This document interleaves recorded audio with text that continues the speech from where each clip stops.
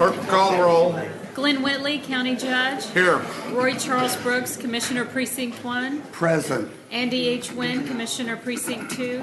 Here. Gary Fickus, Commissioner Precinct 3. Here. J.D. Johnson, Commissioner Precinct 4. Here. Constitutes a quorum. Thank you. Our invocation today will be delivered by our own David Barrett. After the invocation, please remain standing for our pledges. Welcome, sir. Thank you, sir. Good morning, David. And Merry Christmas. Merry Christmas. Let us pray.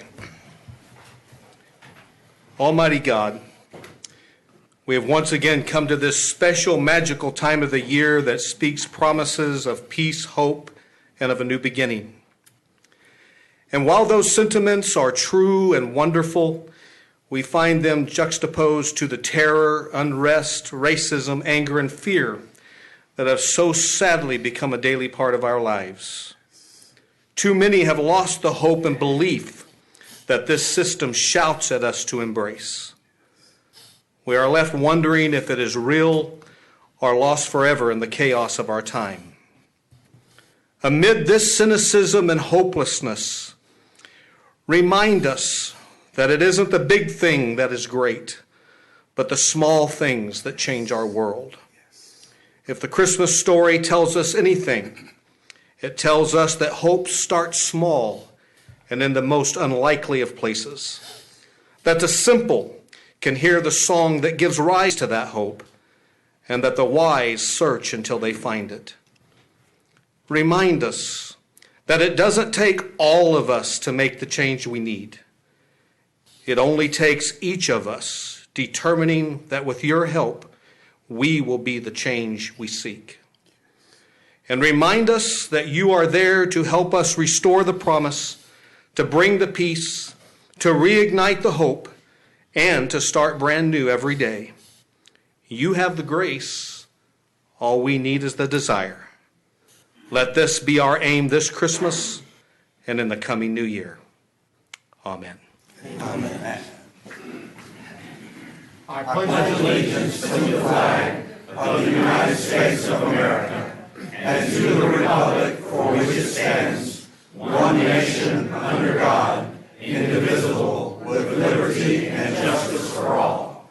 Honor the Texas flag. I pledge allegiance to thee, Texas, one state under God, one and indivisible. Thank you, David. Mr. Brooks, do you have any comments? I do.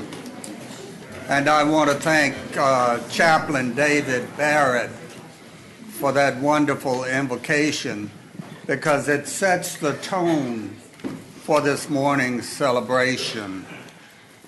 So many people have come up to me this year with concerns. They've got concerns about their health. They've got concerns about their families. They've got concerns about the future of this nation. But here in this place, at this time, we are reminded that God is still in charge. He is still on the throne. And that during this season, perhaps like no other,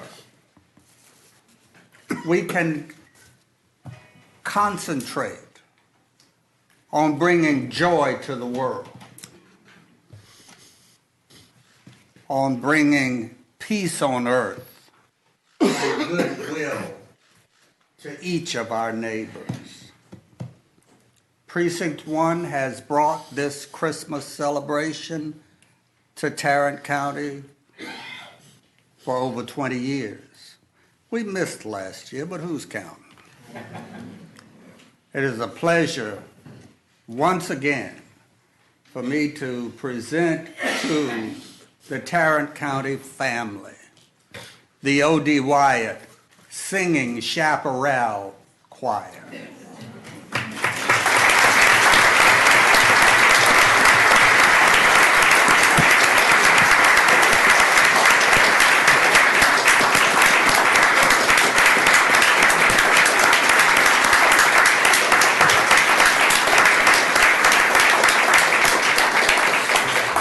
corrected by Ms. Arthur Scott.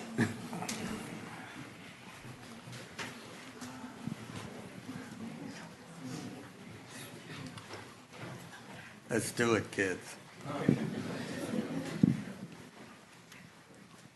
First of all, I would like to thank you all so much on behalf of the O.D. Wyatt family. I am the new director at O.D. Wyatt High School, and I'm so honored to be here today. And thank you so much for having us. And again, this is the O.D. Wyatt Singing Chaparrals.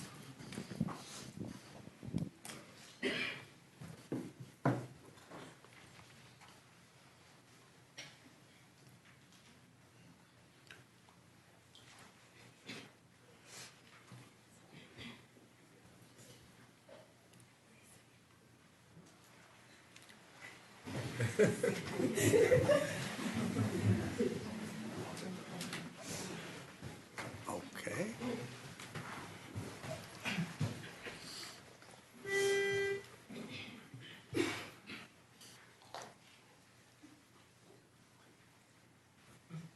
Merry Christmas.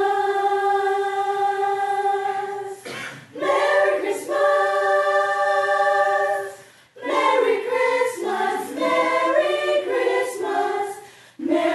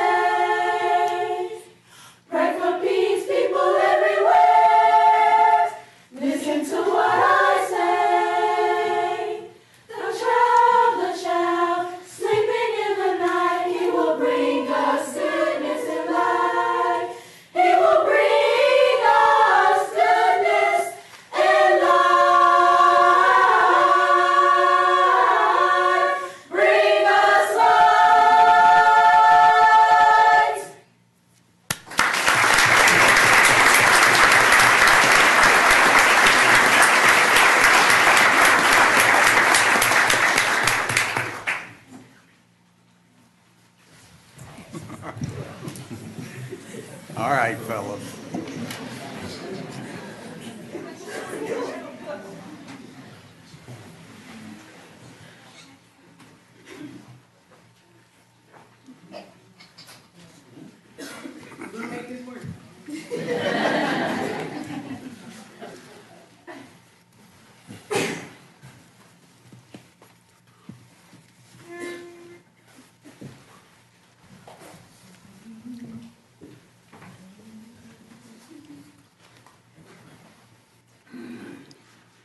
I'm gonna ride in the chair in the morning, Lord. I'm gonna ride in the chair in the morning, Lord. I'm getting ready for the judgment day. My Lord, are you ready, my sister? Oh yeah. Are you ready for the journey? Oh yeah. Do you want to get to heaven? Oh yeah. I'm waiting for the chair and I'm ready to go. I'm gonna ride in the chair in the morning, Lord. I'm gonna ride in the chair in the morning, Lord. I'm getting ready for the judgment day. My Lord, are you ready, my brother? Oh yeah. Are you ready for the journey? Oh yeah. Do you want to get to heaven? Oh yeah. I'm waiting for the chair and I'm ready to go. I'm gonna ride in the chair in the morning, Lord. I'm gonna ride in the chair in the morning, Lord. I'm getting ready for the judgment day.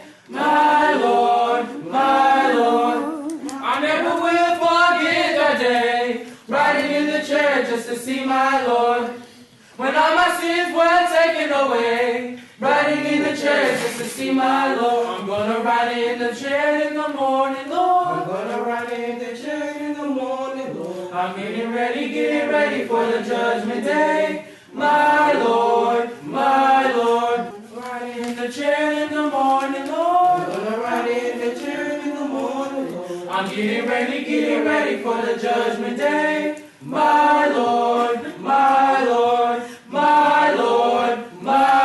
I'm getting ready to see my Lord.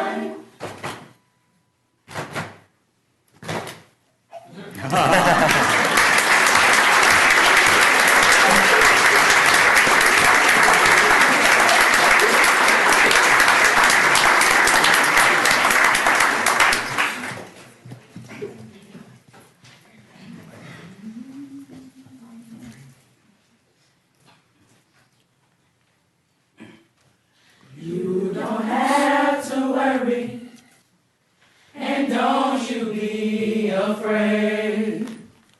Joy comes in the morning, troubles they don't last always. For there's a friend in Jesus who will wipe your tears away. And if your heart is broken, just lift your hands and say, oh, I know that I can make it.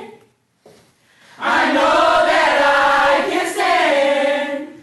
No matter what may come my way, my life is in your hands. With Jesus I can take it. With Him I know I can stand. No matter what may come my way, my life is in your hands. You don't have to worry, and don't you be afraid. Joy comes in the morning, troubles they don't last always. Remember there's a friend in Jesus who will wipe your tears away. And if your heart is broken, just lift your hands and say, oh, I know that I can make it. I know that I can stand. No matter what may come my way, my life is in your hands. With Jesus I can take it. With Him I know I can stand. No matter what may come my way, my life is in your hands. So when your tasks and trials, they seem to get you down, and all your friends and loved ones are nowhere to be found, remember there's a friend in Jesus who will wipe your tears away. And if your heart is broken, just lift your hands and say, oh, I know that I can make it. I know that I can stand. No matter what may come my way, my life is in your hands. With Jesus I can take it. With Him I know I can stand. No matter what may come my way, my life is in your hands. My life is in your hands. My life is in your hands. My life is in your hands.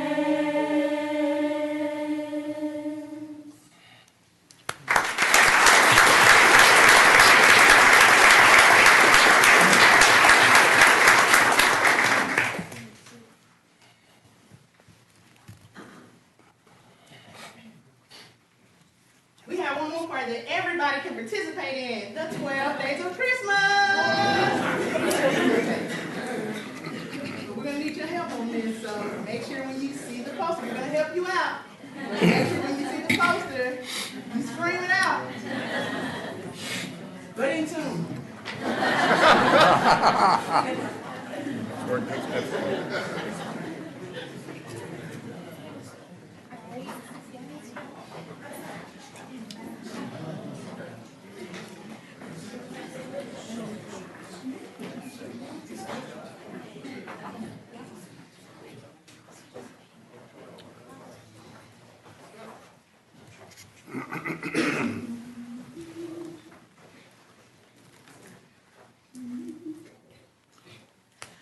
the first day of Christmas, my true love gave to me a partridge in a pear tree.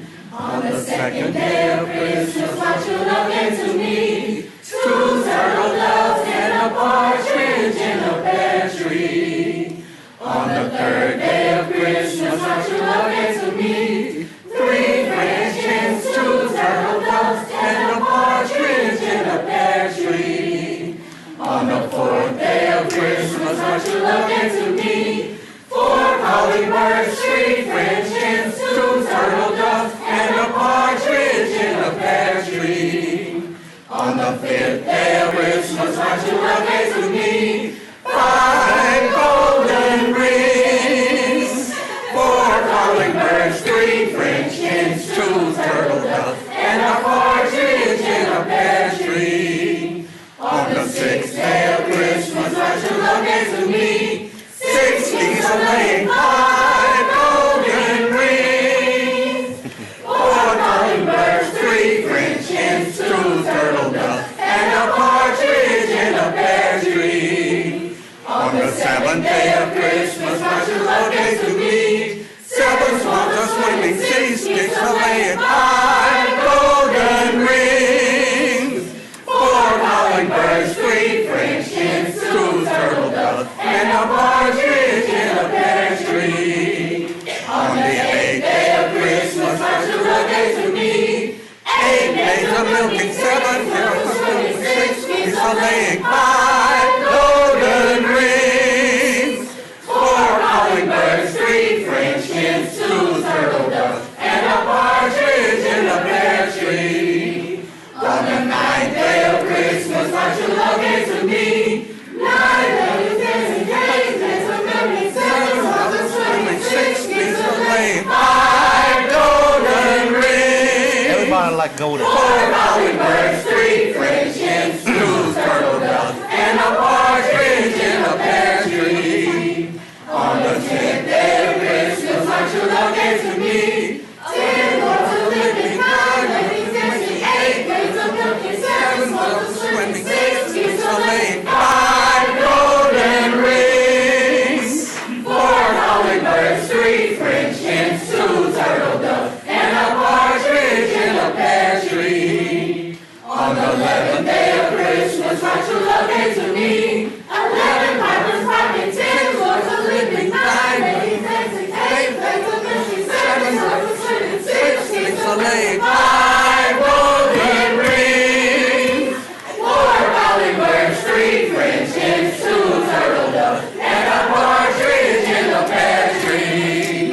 On the 12th day of Christmas, my true love gave to me 12 colors on 11 pipers piping, 10 lords of living, 9 ladies dancing, 8 7 swans swimming, 6 geese a-laying, 5 golden rings, 4 calling-birds, 3 French hens, 2 turtle doves, and a partridge in a pear tree.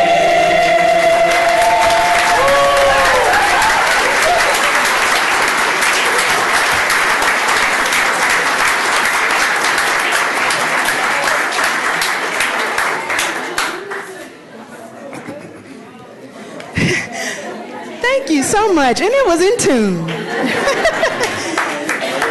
On behalf of the faculty and staff at O.D. White High School, and on behalf of these amazing students behind me, this is my first year under the tutelage of Ms. Jewel Kelly, who was there before me, and Mr. Brian Stratton. We thank you so much, Commissioner, for the invite.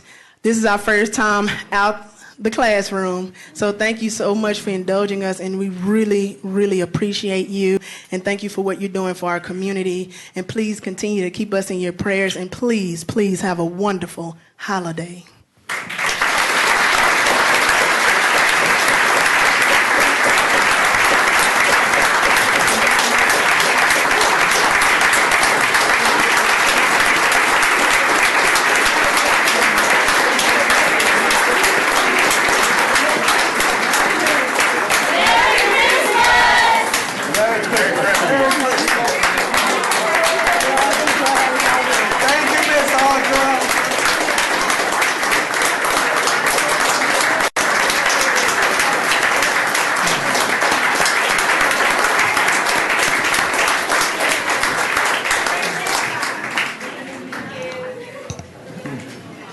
Merry Christmas to all.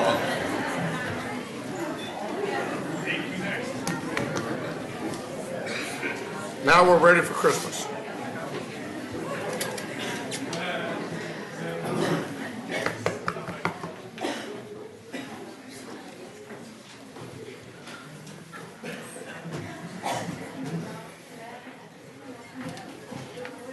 Mr. Manius, you have some agenda announcements for us. Yes, Your Honor.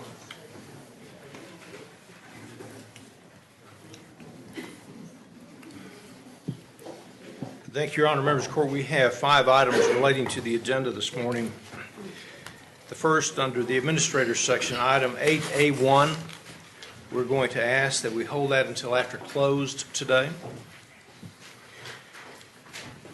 Under Budget, item 8B2, which is the FY17 appropriation adjustments, there is an addendum to that also that's in your red folder. Also under Facilities Management, which would be 8E1, there's a revised court communication as it relates to that particular item. It's an accounting number that was inadvertently incorrect, and we've corrected that. Under Purchasing, item 8I2. Once again, you have a revised court communication on that. Again, it's a miscoding of the account number. We've corrected that. So I'd like to remind the judge we do have bonds today. Do we have any appointments? You know, I didn't ask the court about that. Just want to be sure. Checking in. I wouldn't even brought that up, but I said there were 5 announcements, so I had to come up with a 5th one. So, Well, you could have always said that we're not going to have any more meetings before Thanksgiving. Is that it, Mr. Manning? no, I would ask that Thomas Bolton come up and introduce a new member of his staff.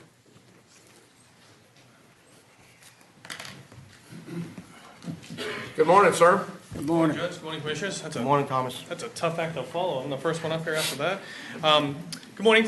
Today we're here to introduce our new Assistant Veteran Service Officer, Jared Thompson, and we're requesting that the Commissioners Court approve appointment of Jared as an Assistant Veteran Service Officer, and for the judge to send an approved letter of this appointment to the Texas Veterans Commission informing them of this appointment. Jared's joining us with over 7 years of active duty service in the United States Navy.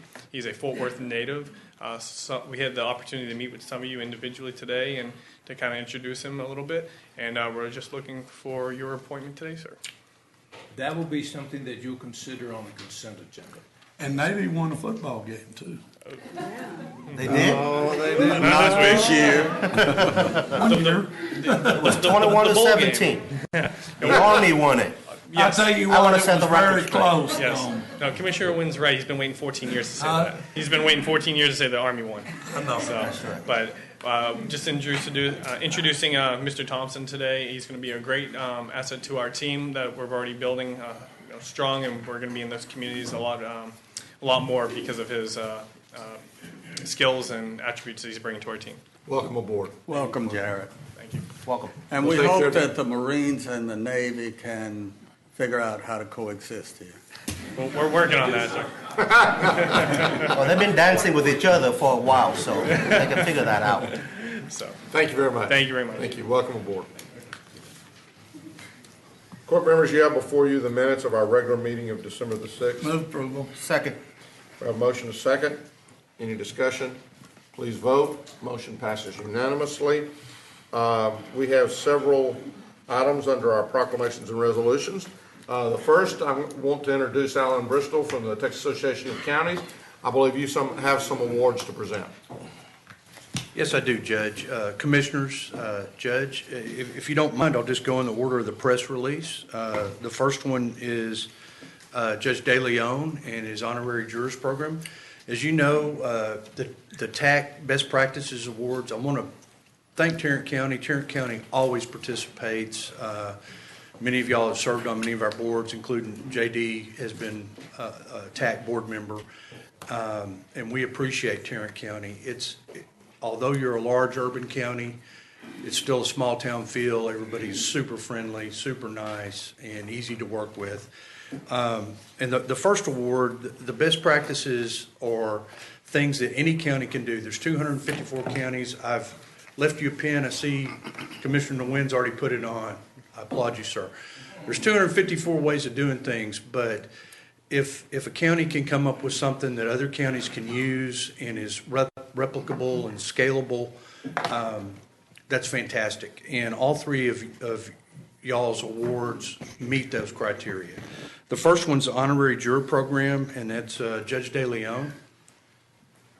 And the judge is here.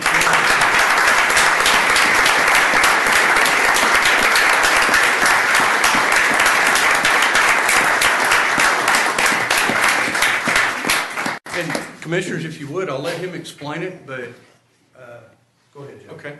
Well, good morning, Your Honor and members of the court. It's great to be here, and I'm Morning, ecstatic to be receiving this award, not for myself, but for our capable staff. Before I go and talking about the program, I've got some people that I'd like to introduce. First is our very capable and overworked staff, members of the Precinct 5 Justice Court. Yeah, right. Who worked in very cramped quarters. I just want to make sure I get that on the record as well as we work to get a new courthouse. Ms. Rosemary Garza, who is our court manager, Krista Gerald, Lisa Nevades, and Maria Reina. I want to give them a round of applause because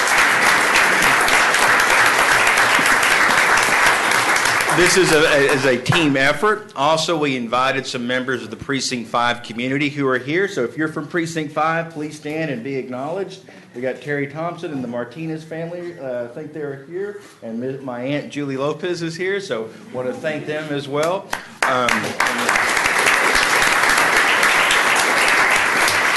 My mother and father drove in all the way from Bigelow, Arkansas to be here today. My mother and father, Sergio and Cristina de Leon, who are here. Jack Beecham was very glad to have some reinforcements today. And then my beautiful wife, Frances de Leon, First Lady of Precinct 5. And my daughter, Elena, and then my mother-in-law and father-in-law, Marcial and Juana Granados, and I mentioned my aunt, Julie Lopez, who her son just became a newest Fort Worth officer, so we're very proud of him as well. But also thank TAC for all the work that they do, and to receive this award in the here at court at the Tarrant County family is just absolutely gratifying, because this was an idea. It was an idea that we ought to do more for the community, and what it is that we send out invitations every year to every elementary, every middle, and every high school to come to our court to view live court proceedings. And we have three objectives of the program. One, that they learn about the Justice Court and the consul's office, being a former consul. Two, that we stress high school completion, but that they ought to go on to get a bachelor's, a master's, a PhD, law degree, and that they consider entering the legal or law enforcement profession once they have that. And finally, the third, I think, which is most important, and that is civic engagement. We stress that you shall register to vote when you turn 18 years of age, and that you will give back to your community in some form of service, whether it's on a board or a commission or even running for office, because it is important. Our democracy only works best when we all participate. And people ask us why we do this. Why? Because it's very important. It's important that we expose, that we create opportunities for our children, because everything is visual. Just like Commissioner Brooks brought in O.D. White, which was their first time to be here to sing before all of you. As is in the Justice Court, where so many schools come in and they're very surprised. We had one teacher from Hubbard Heights Elementary School who told me, and it really left a profound impression upon me. She said, "I want to thank you for inviting our school to come to your court, because quite honestly, nobody invites us anywhere." And so just a simple invitation, inviting kids to come in and to see what goes on, to hopefully one day they can either be an attorney in court or a future judge or working in the office is some of the things that we have to do. And it's important that we create these opportunities for children to see that they can fill these roles in the future. And it's also important that we stress civic engagement because we have got to get to maximum participation in our electorate. So that's why we do it. I'm pleased to accept this award on behalf of the Justice Court, and I thank all of you for the opportunity to say a few words, and it's just an honor serving as judge in precinct number 5. Thank you very much.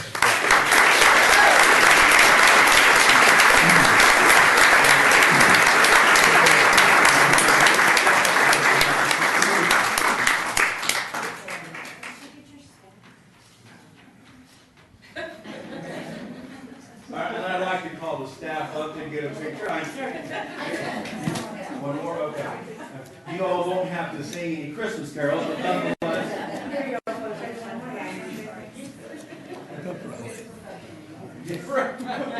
You're joining us out. Law enforcement and lawyers. While they're coming up, I will say his program fits the Texas County Deliver initiative that JD helped start when he was on the board, and at least in that precinct, it informs kids at an early age what some of the functions of county government are. So it's a good thing. Produces probably good citizens, maybe a future commissioner, future county judge. Hopefully no lawyers. You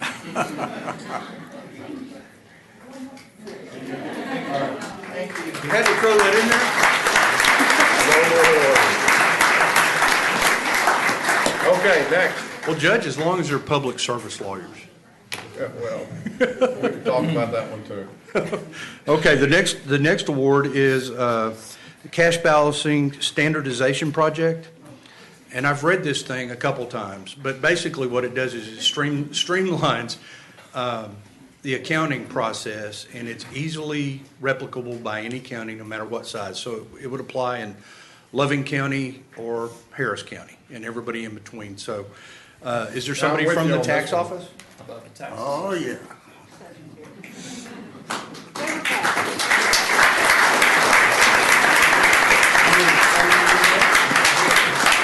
Go ahead and explain it, Ron.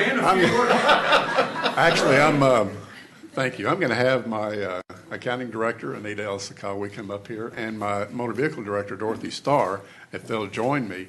The neat thing about this idea is a lot of counties in Texas are copying us. Right. And it's already being used. Yeah, and when it takes flight like that, an idea takes flight, it's a good idea. So come on out. There were a lot of people involved in this, in both motor vehicle and accounting department. I'm going to ask them to stand. All of you. All of you.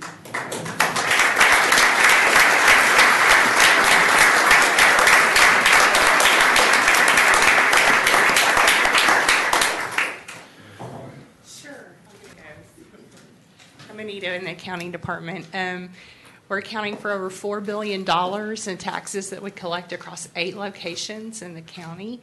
That's a lot of money to keep track of, and you have to get it all the way down to each individual cashier's drawer, and they have to be able to balance every single day.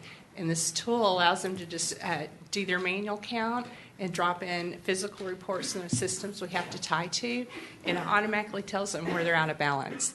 Because we collect for cash, credit, on the web, walk-ins, mail-ins, you name it. We take so many different types of payments and forms of payments, and this is just a tool that will allow them to see at a glance exactly where they're out on their money, if they're out on their money, and that allows them to balance every day. And then that allows the accounting department to properly book it and send it to the financials. Now, this is exciting stuff. It really is exciting. It is exciting. Okay, let me repeat, $4 billion. Yes. Okay. So it's a record signing, too. Thank you all very much. Thank you. Good job.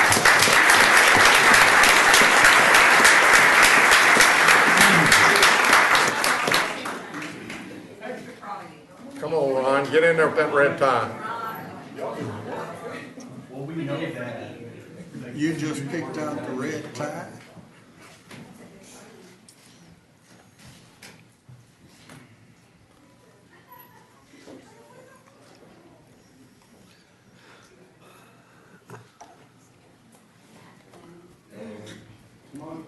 She's taking Ann's place as the slowest photographer in.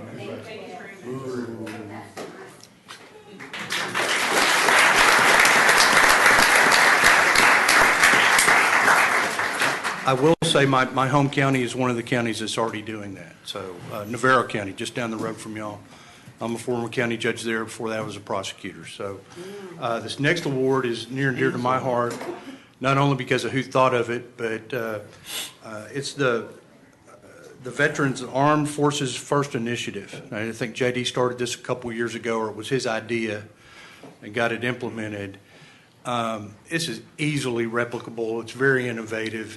And it just allows a uniformed member of our armed services to, I don't want to say cut in line, but have priority in line at any county office that has a line, whether it's a tax office downstairs or even a JP's office or anywhere in county government where there might be a line to allow our uniformed men and women of the armed forces to have priority. And it's just a very simple, easy way to say thank you for their service.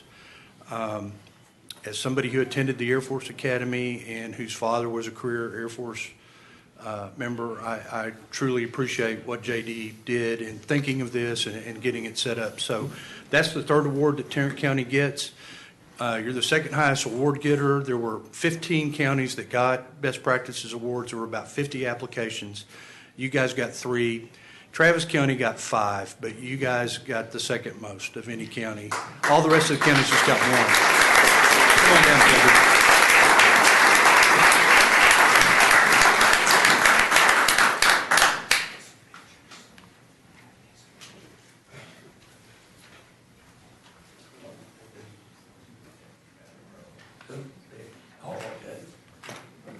Let me just say one quick word. I won't make a long speech today.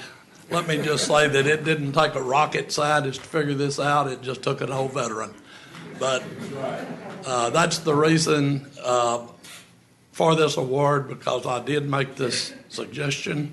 The court went along with it, and the people of Tarrant County appreciate it. So thank you very much. Thank you.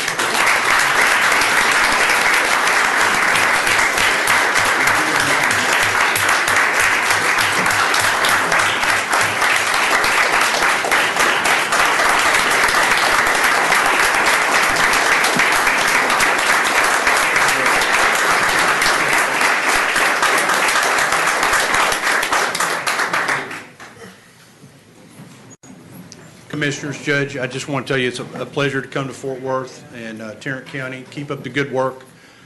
I think y'all are our best metropolitan county. You're not the biggest, but you're the best. Y'all do things right. Thank you very much. Appreciate that. Alan.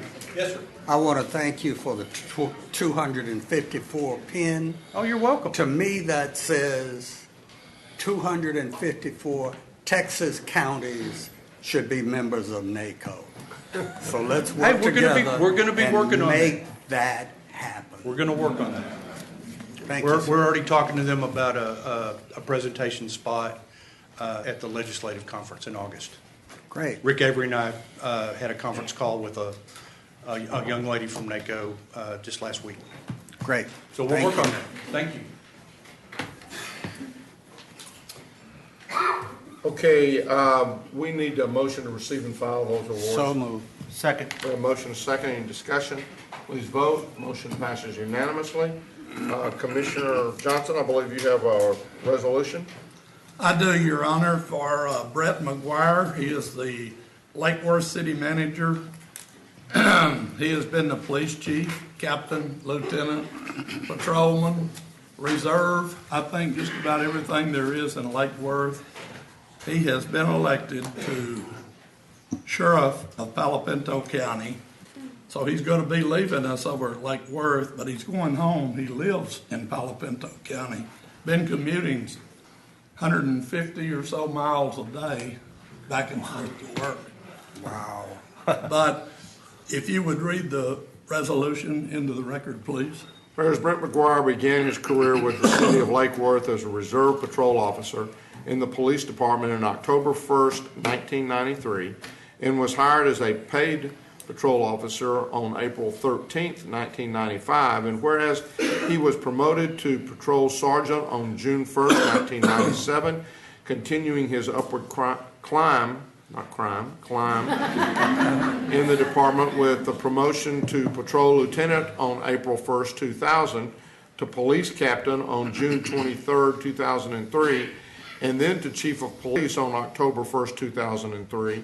And whereas as police chief, Mcguire was instrumental in the creation of the Crime Control and Prevention District, whose operations are funded by a 1/4 cent sales tax, and whereas using funds from the CCPD, he started new community outreach programs, including the Citizens on Patrol, later changed to the Citizens Police Academy, where citizens in the community could support the city's police department in activities such as assisting the department with security at events like high school football games, the homecoming parade, and National Night Out. And whereas Chief Mcguire implemented several other programs aimed at moving the department to a community policing model, including Operation Santa, which now serves more than 50 Lake Worth families facing financial difficulties, and the annual Thanksgiving dinner for local senior citizens, which had more than 390 participants in 2016. And whereas he was named city manager on November 10th, 2008, and has led the city in that capacity for the last 8 years. And whereas upon taking office, Mcguire was immediately faced with planning and coordinating the construction of a new library, senior center, multi-purpose center, and animal control facility, all of which were completed within budget and on time.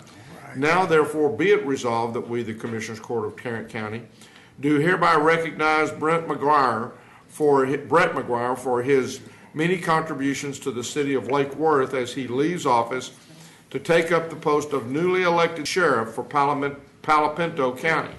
In witness whereof we have herein to set our hands and cause the seal of Tarrant County to be affixed this 13th day of December 2016. I move for its approval. Second. We have a motion, a second. Please vote.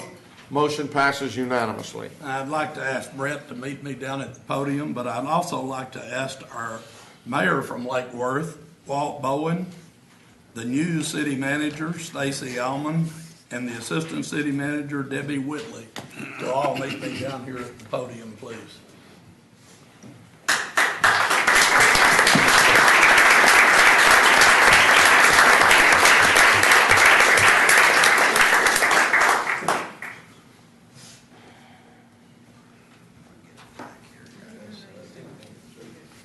Brent, we're going to miss you around here, I can tell you. I sure am. He's protected our sub-courthouse and our complex out in Lake Worth for many years, and we appreciate the service he's given to the northwest portion of Tarrant County.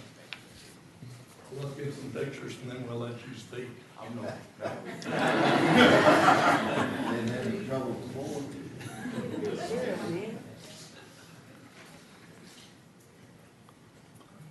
Unless you want the mayor to speak for you, you better speak up. Your Honor, Commissioners, thank you very much. I'm honored. Certainly, you've got better things to do in the Commissioners Court than to bestow this upon me. But I have to admit, there's several of us here that have a lot of history together, and we worked through many projects together. And over the years, I've truly appreciated Commissioner Johnson's precinct and the teamwork and the camaraderie that my city and Tarrant County have shared out there. Thank you very much. Thank you. Good luck. Good luck.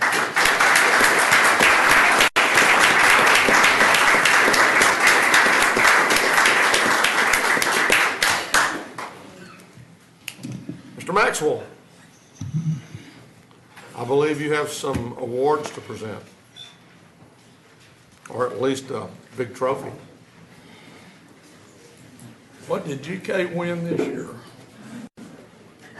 He played very well. I heard that he led his group almost to victory, but he did play very well this year. Almost to victory. How much do you now? We'll take care of that later. Morning, Judge. Commissioners, hope to keep this good vibe going after all the OD White and the other presentations with the awarding of the 13th annual Tarrant County golf tournament trophy to this year's winners. The first place team will have their name engraved. It already is engraved on here. They will get to keep this trophy for 1 year.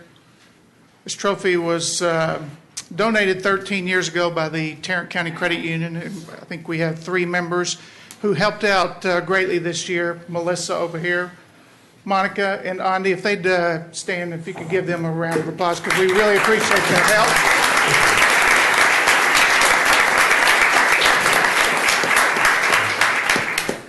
Also want to thank the members, or not really members, but some gentlemen that helped make this very successful.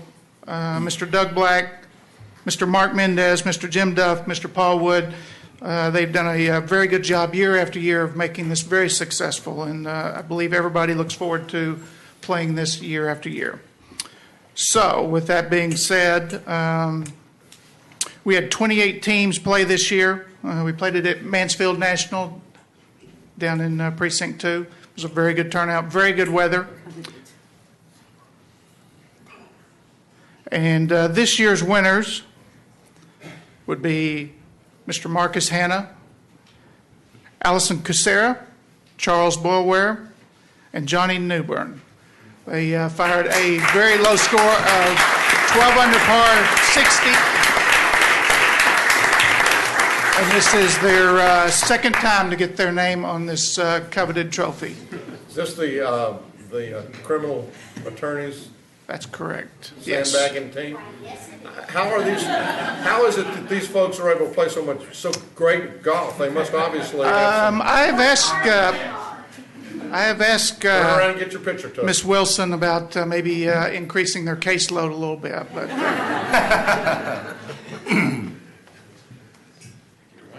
and is it true that the lady is the leader of the team? Very much so.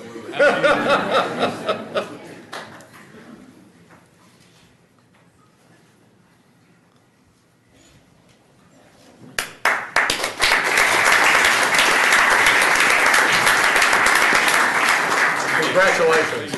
Congratulations. Is always the lady that leads these teams to victory. We need to, I need a motion to receive and file that. So moved. Second. We have a motion and a second. Please vote. Motion passes unanimously. Court members, you have before you the consent agenda. Move for approval. Second. We have a motion and a second to approve the consent agenda. Please vote. Motion passes unanimously. Ms. Glenn? Or Ms., I guess HR is not here today? Oh, there. Come on, Ange. Ange. Let me read what I'm asking for. You're just asking to receive and file the personnel agenda to begin. Yes, I am. Thank you. Second. We have a motion and a second to receive and file the personnel agenda. Please vote. Motion passes unanimously. Thank you. Good morning. Good morning, Ange. We have 2 waivers of terminal benefits for you. The first is for the Director of Resource Connection. That'll be effective in January upon the start of that director. The request is for 222 hours, and the net savings will be approximately $14,800. Move approval. Second. We have a motion and a second. Any discussion? Please vote. Motion passes unanimously. The second waiver is for the 348th District Court. This is their court coordinator position. It'll be effective January 1st. The incumbent is ending employment at the end of this year, and we're looking for a waiver of 269 hours.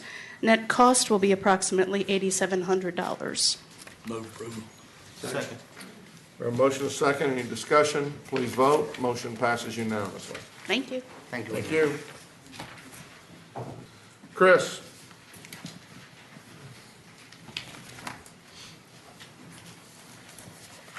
Good morning. Good morning. This morning, it is requested that the Commissioners Court approve payment of an invoice to CBI Systems Limited for MS4 web professional software. Move approval. Second. We have a motion and a second. Any discussion? Please vote. Motion passes unanimously. Thank you. Benny?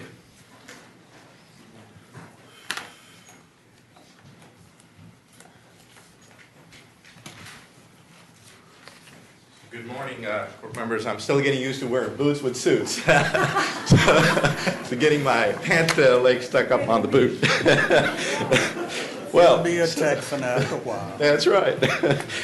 So Public Health's requesting approval of the DY5 Texas Medicaid 1115 waiver intergovernmental transfer payment to the Texas Health and Human Services Commission. I believe the payment amount of the IGT is about $2.6 million, and we expect the payment back of about $6 million back in January. Move approval. Second. We have a motion and a second. Any discussion? Please vote. Motion passes unanimously. Thank you. Thank you. Mr. Beecham.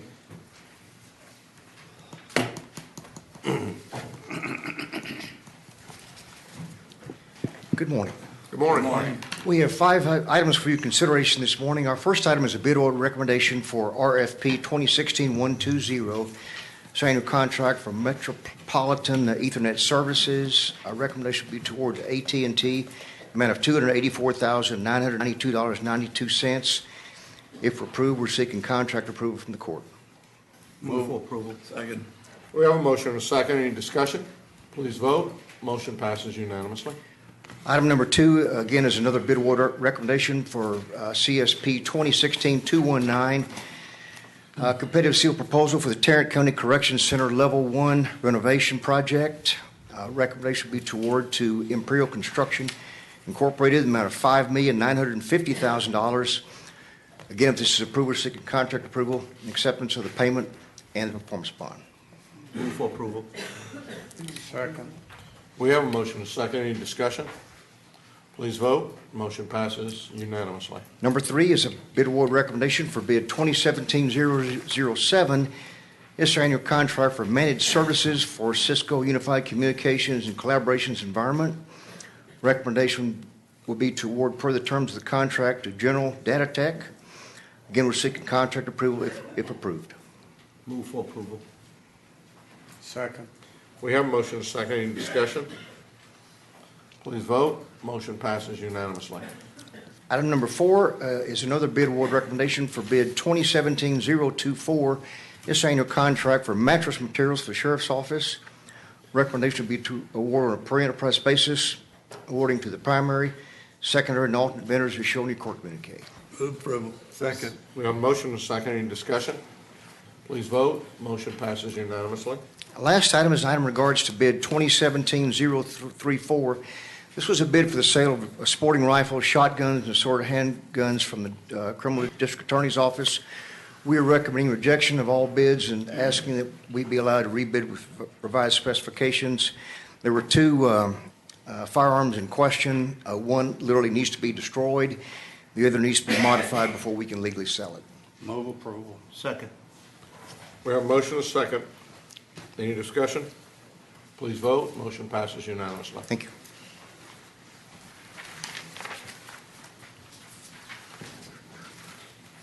Commissioner Johnson, I believe you have an interlocal agreement. I do with the city of Azle. Item 8M1, A and B. I move for its approval. Second.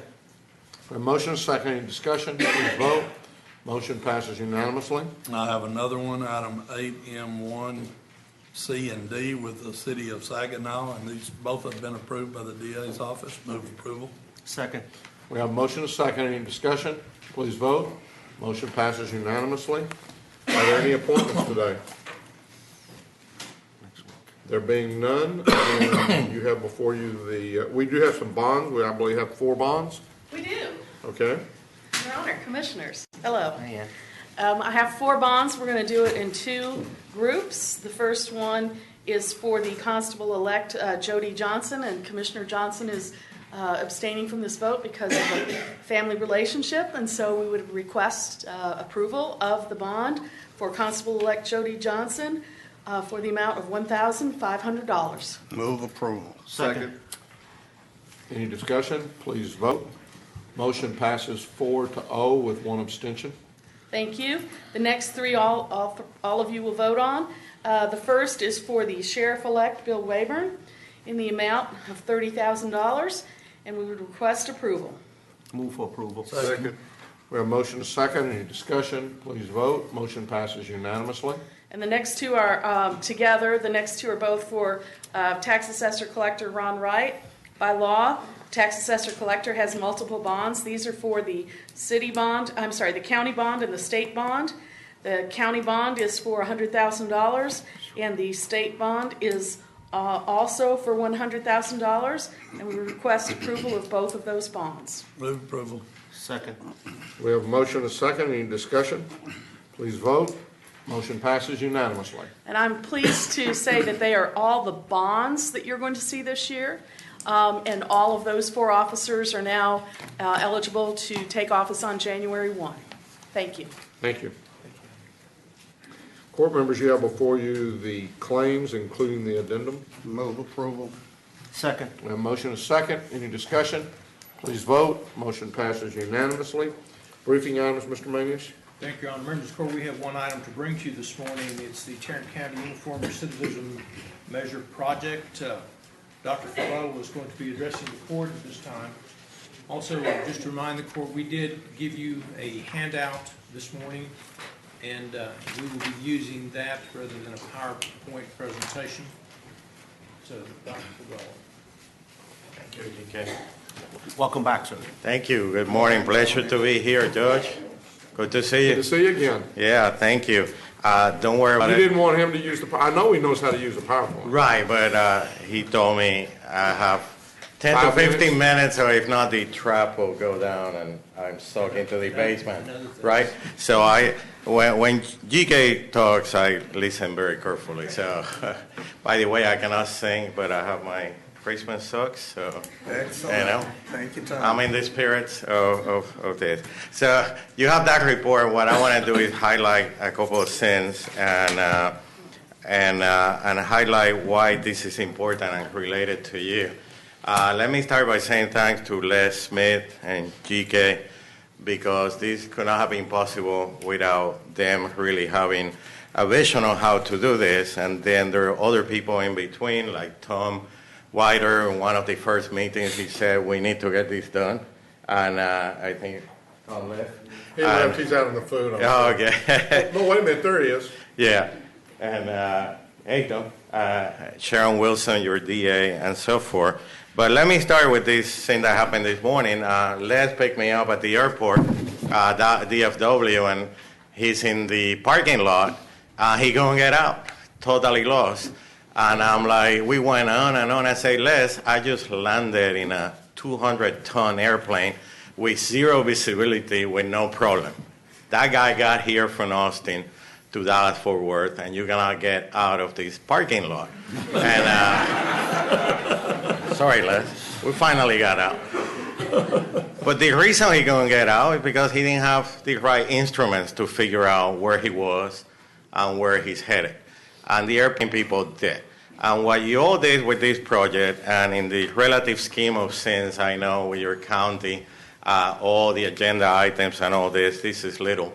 But I tell you why it's bigger than what you think. What you did here is for the first time in the history of Texas, Commissioner Brooks was in our board meeting representing NACO in Chicago and heard a lot of this conversation how no county in the USA can even measure recidivism rates.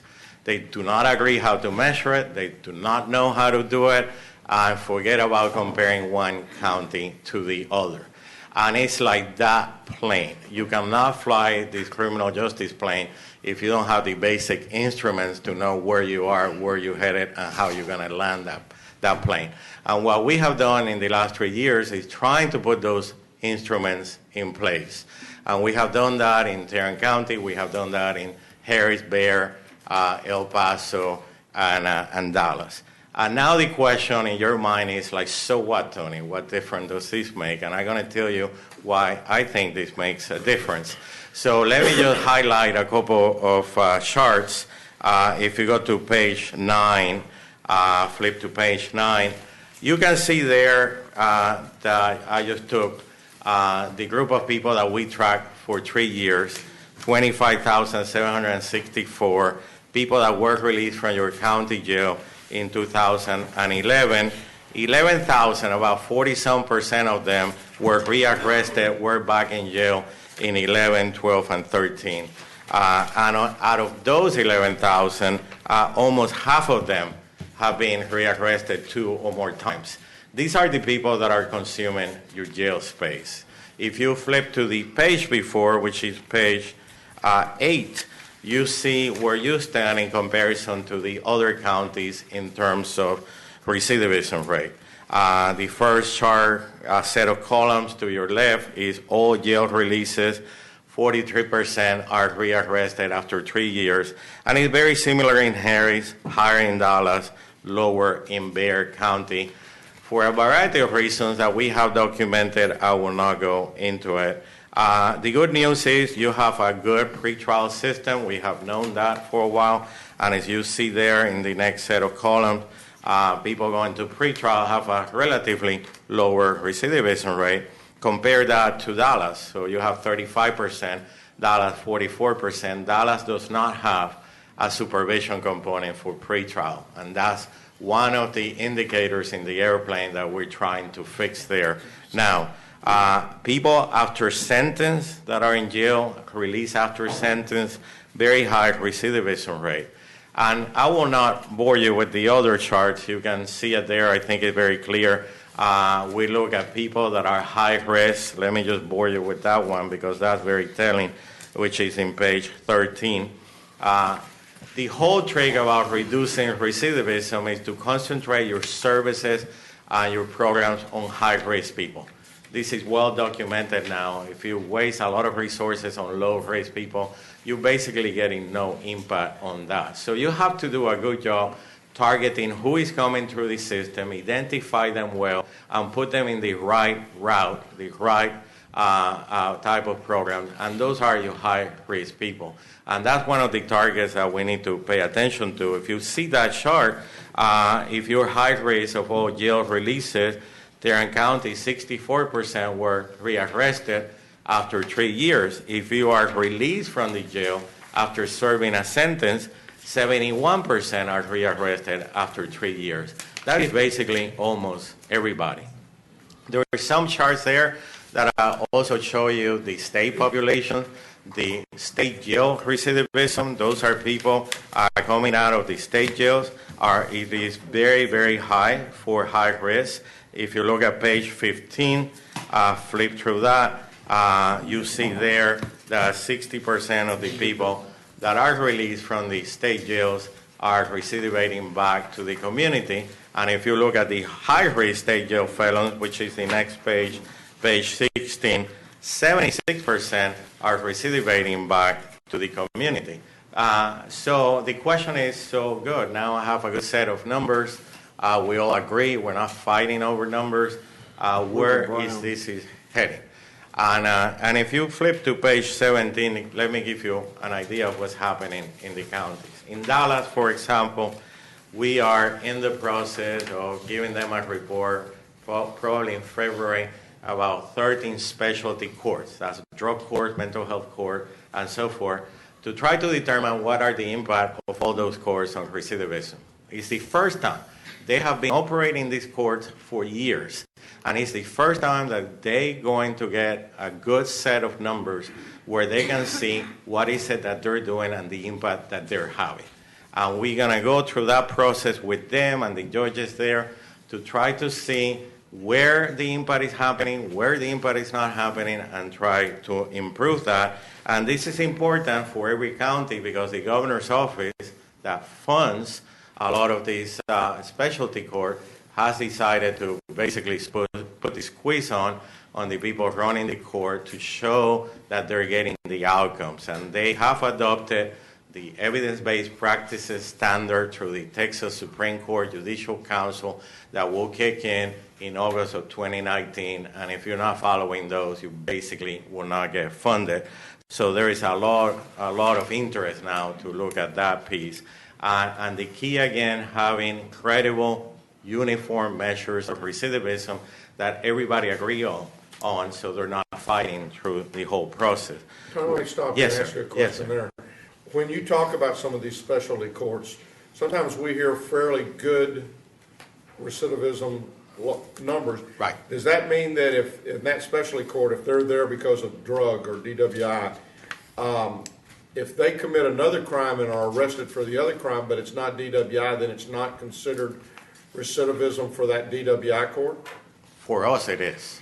So Okay, that was my Right. question. Right. So basically, if you're arrested, regardless of what you're arrested for, exactly. you've backed up. Exactly. Okay. Where you have to be careful is that people call measures of recidivism many different type of numbers. Usually they're not very clear how they get those numbers. Sometimes they say, oh, it's the people that have been rearrested 6 months during the core program, as opposed to a uniform time in the community for 1 year or 2 years or 3 years. The numbers are depending on the core and how you run it.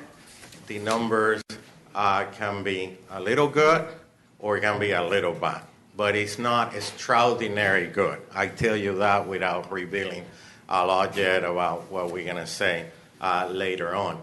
The whole trick is how you run that core. Is the judge trained? Can they do it well?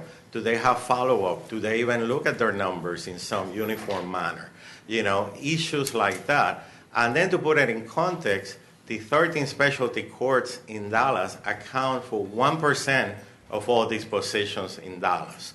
So when you hear, and I know you're a numbers guy because we have worked a lot together on numbers back and forth, and when you hear that's going to have an impact on the whole county, that is not possible because they don't have the volume of cases. They are usually very little programs serving 40, 50 people. But in Dallas, we're working on that. We're also working in partnership with the Meadows Mental Health Policy Institute to revamp the whole process of how people come into the system, how they're sorted out for screening and assessment for mental health. And again, the set of numbers where you have a basic understanding of recidivism allows you to have that conversation like that pilot in the airplane landing the plane. And I tell you something, Josh, just to be keeping an antenna on this, there are two sets of reforms that are going to be introduced in the legislature in January. And they're omnibus bills, one deal with mental health, that will put more demands to do better screening and assessment, the timing of that assessment, how people are handled for restoration if they need to be restored, the mental health status and so forth, that are really going to put more pressure on the infrastructure of your system. So if you're doing your processes well, you will be able to adapt fairly well to the changes, and if you're not, you're going to be behind the eight ball even more. The same is going to happen with another set of bill or an omnibus bill dealing with pretrial releases, requiring risk assessment at the pretrial intake process, preponderance that people will be released on PR supervision to the community, and so forth. Those are going to be introduced in January, and I just urge you to keep an eye on that and see how that's going to ripple through their system. And I'll be talking to the Urban Conference exactly about that and try to estimate what is the rippling effect there. Yes, sir. Tony, I agree with you that we have to have a common way of defining recidivism. We also need a common way of assessing risk upon intake. Yes. What kind of progress Yes. are we making on adopting a standardized risk assessment tool that can be used in jurisdictions across the country so that we all assess risk There are the same way? Let me try to be as concise as possible. There are a couple of people like the Arnold Foundation that have put out there a risk assessment tool. We have our own risk assessment that is computed as part of this study. If you look earlier, we control for risk, and this is measured the same across the 5 counties. The debate with that, and it's a debate that we had in the pretrial task force of the Supreme Court that I was a member of, is how you're going to use this. And there are 2 angles to it, at least on pretrial. One angle is that it should be a determinant, the level of risk, to decide who gets out. I usually don't take that angle because I know judges need the discretion, district attorneys need the discretion, and if you go through that angle, it's not likely to be used like that. The angle I'm taking is that the risk assessment, if you have the right processes at intake, will determine which route you take to have further assessment. So if you walk in and you do a quick assessment that I'm trying to do by computerizing the risk assessment that I have, we're going to try that in Dallas. I hope it works there. Whereas you are doing the paperwork on this guy coming in, based on static risk factor, that's criminal history factor, you are assigned a low, medium, high probability of recidivism, and based on that, you take 3 different routes in terms of assessment. If you're low risk, you're going to go to the fast route. You look at other factors that are important for the judges and the DA. If you're high risk, we'll need to determine why, have more of a risk and needs assessment done more carefully, because the key to this whole thing is you have to move thousands of cases very quickly through that intake process. In Dallas, 65, 70,000 people coming into that system, you cannot slow it down. So there is that debate. It's more a debate that I have raised. If you look at national, like you're involved with, it's more the other type. There is a risk assessment. You're low risk, you should be out. I don't disagree that if some jurisdiction want to use it like that, I know my Texas people well after so many years, so I know judges and DAs and all that will have a problem with that. But so far, when I talk about this, they don't have a problem with trying to sort the people out early, as long as they know they're going to go in 3 different routes with different type of assessment. And the bill that is being introduced is saying that this is one of 8 factors that have to be considered. So as you think about this in your national role, think about that, because the whole key is sorting people out early. And when you do that sorting, having better assessment as part of that process, but you cannot slow down the process. It will crumble very quickly, the intake process. And that to me is a big concern. I work with the counties here. I know how difficult and hard it is to do the processing of people. So that's where we are with that. So.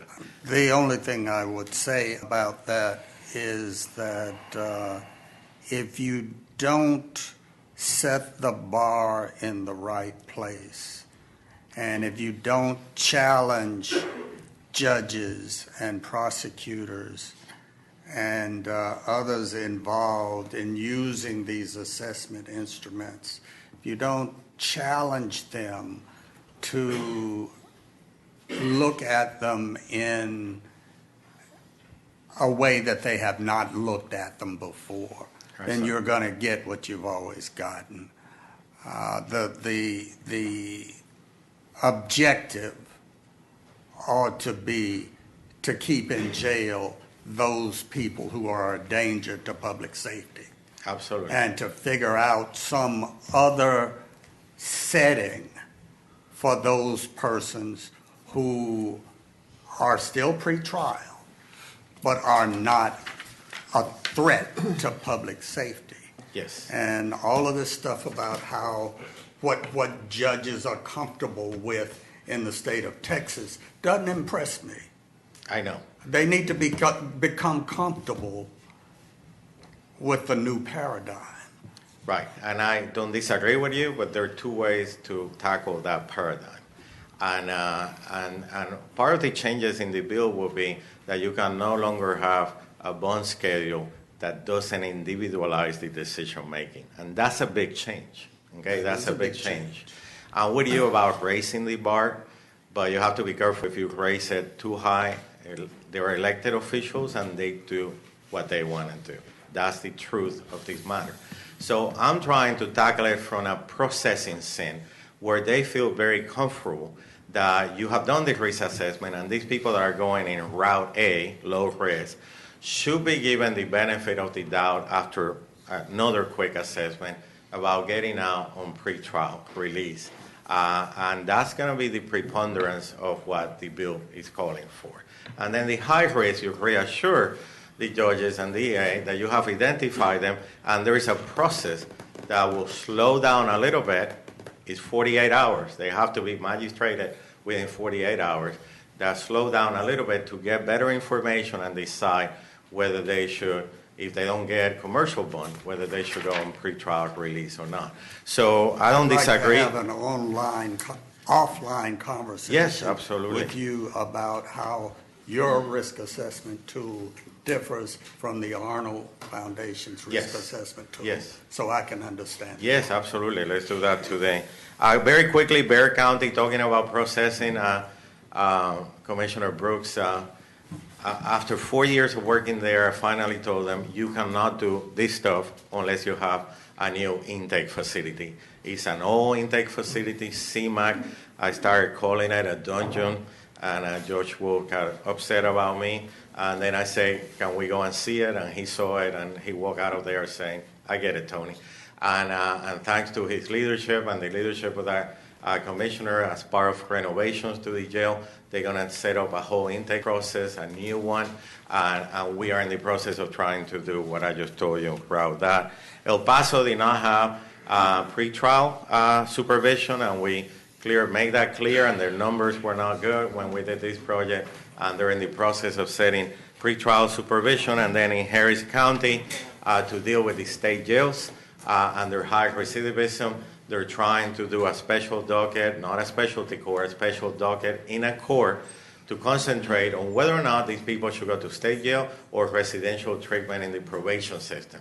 Because what happened with the state jail, when we created the state jail, the idea was that it was a condition of probation, not a direct sentence. And through the years, it has been used as a jail sentence. And they have no treatment, they have no program, and the recidivism rate are very high. And then finally, Tarrant County, you're working on your first stop center. It's a good idea to consolidate that. We want to, as the next proposal, update the recidivism numbers and work with the stop center to try to figure out that they're putting in place the right techniques and the right numbers, so you can look at those numbers and hold them accountable for results. They're not producing the results. Try to figure out how to rewire this in to make sure that that works. And that's part of those instruments in the airplane. That's all I have to say. The last 3 pages talk about that. We think, analyzing some of your jail data, that there's also a potential population there that with the new reforms, Commissioner Brooks, you might be able to release on pretrial and increase those numbers and help you with the jail population. I just met your new sheriff, Wayborn, and talked to him a little bit about this, and he's appraised of what we're trying to do, and be glad to work with him or anybody else. But again, thank you. Let's make him with this idea. GK back him up. You guys back him up. Little contracts that we get to try to put it together. The other counties have done it. I never thought these counties could work together, and they have. We have the basic set of numbers. This is leading to conversations about how to land a plane or fly better. And that's what we need to do in the next few years, try to figure those targets and try to move this system with all your people here. Hard to do, but that's where we need to go. So thank you very much, Tony, George. I have a question. Yes, sir. I'm looking at page 13. 13? Yes, sir. Yes, sir. And the spread between Tarrant County and Bexar County is about 9%, right? Right. Have you looked at the contributing factors? The risk population is different. And if you look to the page 6, and you look at the percentage of the population that is low risk, in Bexar County, in Bexar County, it's the reverse, actually, that I see it. You have a high percentage of low risk population, and your spread is, it's worse. You're right. No, I have not gotten into that, but that's a good question. You have not gotten into it. Yeah, no, you just pick. I've seen this for so many years, and you pick on a very simple but very important one. So it's one of those things. You know? Have you looked at the law of the diminishing return? Right. Ultimately, eventually, no matter what you do, you're going to have to hit the rock bottom, like a floor, right? Right. So have you figured out from a national level what is considered the acceptable floor? No, but if you reduce it by 5, 6, 7, 8% percentage point, that's a big reduction. That floor will not go under 35, 36, 38%, generally speaking, for 3 years recidivism. And a lot of the action needs to happen during the first year. If you flip to that page 14, for example, you look there that the recidivism that happened, it happened very quickly the first year. That is why it's so important to have the reentry effort to target the high-risk population, to target those services effectively, for you also to have some look-back feed, so you get these numbers and you know what results are you getting from programs and funding. And you need to do it the first year because that's when most of the recidivism occurs. If you tackle the first year, then by default you're going to impact the long term. And but you see there, the floor will not go to 10, 15, 20. So 4 or 5%? 4, 5, 6% an is achievement. It's a major achievement. You're dealing with populations that have long criminal records sometimes. They cannot get jobs because of criminal records. That's a national initiative.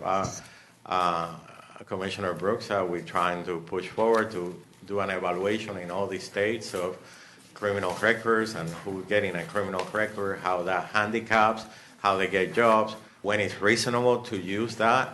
If you're a sex offender, you should not be teaching in the classroom. I get it. If you have DWI, you should not be driving the school bus. But if you did a hot check, can you work as whatever, Home Depot guy coming in? And actually Home Depot and the CEO is one of the ones that is really interested in that type of initiative exactly because of this issue. So we're looking at that, but that's a real problem. Substance abuse is a real problem. Mental health, as you know, we're working on Stepping Up initiative nationally to try to deal with the mental health population, what to do with them, and getting services, and these services are hard to get. 50% of the jail population in Dallas that have a mental health condition is not eligible for services outside the jail because they're not a priority population for services in Texas. So that's your big problem to start with. And connecting them for treatment, keeping their medicine and continuity of medicine and so forth, is a massive Rubik's Cube. And given all that factors, if you can reduce your recidivism 4, 5, 6, 7%, honestly, is a major accomplishment. And you hear big reduction in recidivism, but I warn you about asking about the size of the program. It's usually when they come in, we reduce recidivism by so much. Well, they deal with 40 people, and they put the whole works there. But if you're talking at the system level, 4, 5, 6% reduction is honestly a major achievement. And in terms of reprocessing numbers, you saw those numbers, 11,000 people coming back. So if you have 3,000, 4,000 people fewer consuming your jail space over the long term, that will have an impact. So, thank you. But thank you again. Any other questions? Thank you, Tony. Take care, sir. Thank you. Merry Christmas to you. Thank you.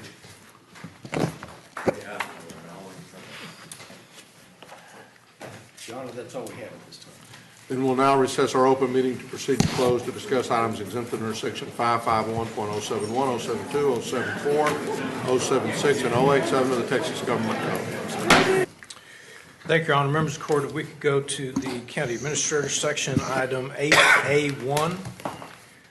We're requesting that the Commissioners Court approve the payment of 2 expenses from the County Clerk's Professional Liability Fund totaling $4,673.93. And also request that the county auditor be authorized to make payment without first appearing on the claims register. So moved. Second. We have a motion second. Please vote. The motion passes unanimously with Commissioner Fickus absent. That's all we have at this time. We're adjourned. Merry Christmas. Merry Christmas. Yeah, if you want to go to PF.